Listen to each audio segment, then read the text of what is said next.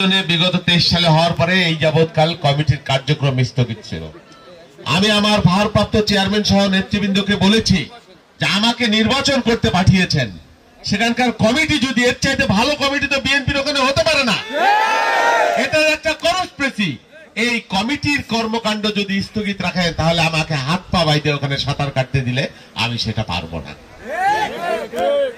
উনি আমার কথা কবুল করেছেন, শুধু উনি সেটা না, উনি বলেছেন তোমার যা যা প্রয়োজন, যেভাবে প্রয়োজন সেভাবে তুমি ওখানে করে নাও। উনি আমাকে এখানে পাঠিয়েছেন। অনেক কথা এখানকার অনেক মানুষ আমাকে বলেছে যে আপনারা এক জায়গায় দুই নেতা এইভাবে ধাক্কাধাক্কি বড় নেতা করবেন, অনেকেই কিন্তু বলেছেন। আমি কখনো বলি নাই। আমার নেতা কিভাবে তার কানে এটা গিয়েছেন, তিনি কিভাবে হিসাব করেছেন আমি জানি না। এই চিটের বাস্তবতা সবকিছু হিসাব করে তিনি আমাকে বলেছেন আমি তোমাকে ওখানে পাঠালাম, আমি তোমার সাথে আছি, সব সময় আছি, তোমাকে ওখানে বিএনপি কে প্রতিষ্ঠা করবার জন্য যা যা করার আমি তোমার সাথে আছি, তুমি করবে। আমি দোয়া করে দিলাম, তুমি যাও ওইখানে। আল্লাহর নামে ভরসা করে আমার নেতার নির্দেশ পালন করে আমি এখানে এসেছি।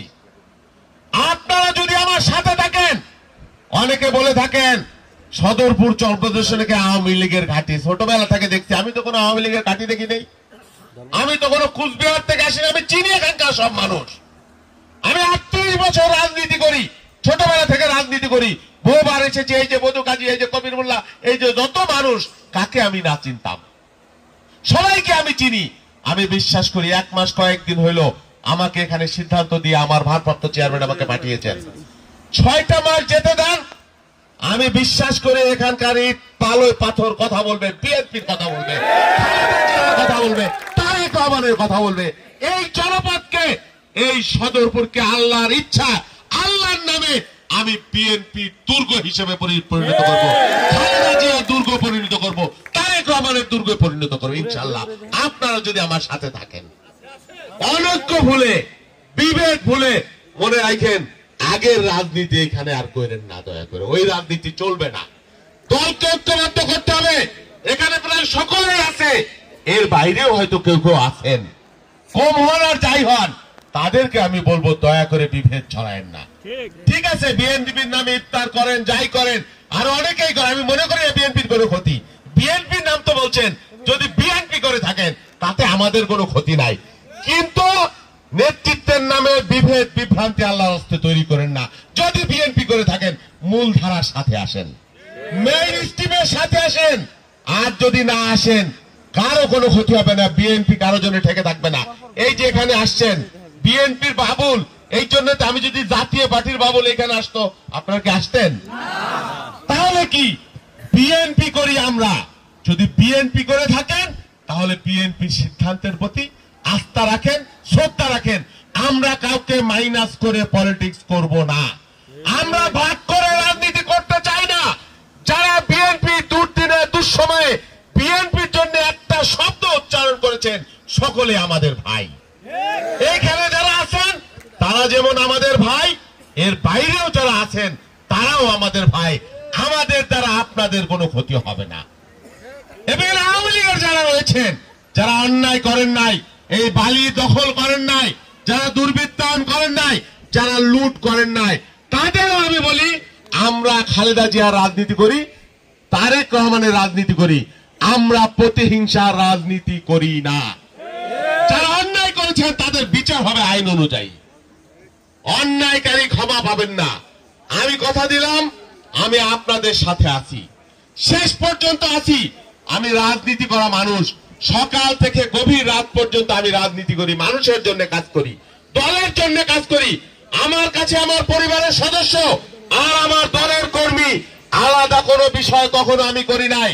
দলের কর্মীর জন্য, নিজের পরিবারের বউয়ের জন্য একটা কাপড় না কিনে দিয়ে আমি আমার কর্মীর বিপদে আমি চেষ্টা করেছি সারা জীবন। এটা আমার ঠিক, এটা কারণ দুর্দিনে দুঃসময়ে এই দলের জন্যই তো, এই দলকে যারা ধারণ করেছেন তারাই আমার সবচেয়ে বড় সম্পদ। আমি কোন জমিদার পরিবার থেকে আসি নাই, কোন মন্ত্রীর পরিবার থেকে আসি নাই, সাধারণ কৃষক পরিবার থেকে এসেছি।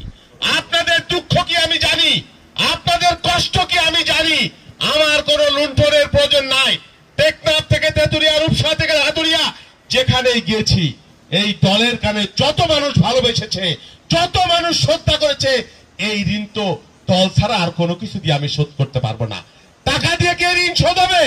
হবে না। সেই জন্য বলি, দলের প্রতি আস্থা রাখেন। আমাদের নেত্রী খালেদা জিয়া কোনোদিন আমাদের পালিয়ে যান নাই, অন্যায় করেন নাই। হাসিনা 3 দিন আগে বলছে পালায় না, নেতাকর্মী রেখে পালাই চলে গেছে। আমরা পালাবো না। এখানকার অনেক নেতা ছিলেন, কি অন্যায় করেছেন আমরা সব জানি, কি লুট করেছেন সব জানি। ভণ্ডামি, মিথ্যাবাদী, লুণ্ঠন, তাদের ইতিহাস। পালাই চলে গেছেন। মনে রাখেন, আমরা ভেঙে যাব, জেল খাচ্ছি, নির্যাতিত হয়েছে 128টা মামলা, পালায় যায় নাই মানুষকে রাখা। আমার নেত্রী যেমন পালায় না, আমরাও পালাবো না। আর পালানোর মতো কোনো কাজ করব না। আপনাদের সেবা করবার জন্য এসেছি। মানুষকে ভয় দেখিয়ে না, মানুষকে ভালোবাসা দিয়ে তাদের ভালোবাসা অর্জন করবো। এই যে আজকে আসতেছিলাম, আমাদের ছাত্রদলের ছোট ভাইরা মোটর সাইকেল নিয়ে এরকম আওয়াজ করে, এগুলো করবেন না। মানুষ বিরক্ত হয়, এরকম কাজ আমরা করতে চাই না। মানুষের ভালোবাসা অর্জন করতে হবে এবং সত্যিকার অর্থের থানার দালালি, পাটপাড়ি, ঘুষ, সুদ, সালিশের নামে এইগুলো আপনারা কেউ করবেন না। যদি কেউ করতে চান, দয়া করে পিছিয়ে চলে যান। আমাদের সাথে এগুলো চলবে না। নেতৃবৃন্দকে বলবো, আপনারা কঠোর ভূমিকা পালন করবেন আগামী দিনে। আমাদের দল এগুলো প্রশ্রয় দেয় না ইনশাল্লাহ। শেষ কথা, আজানের সময় হয়ে যাবে, আমি জানি না, আজানের সময় হয়ে যাবে। হাসিনা পালাই গেছে, আপনি বিশ্ব জয় করে ফেলাইছেন, ক্ষমতায় চলে গেছেন, এরকম কিন্তু না। ষড়যন্ত্র অব্যাহত আছে বিএনপির বিরুদ্ধে।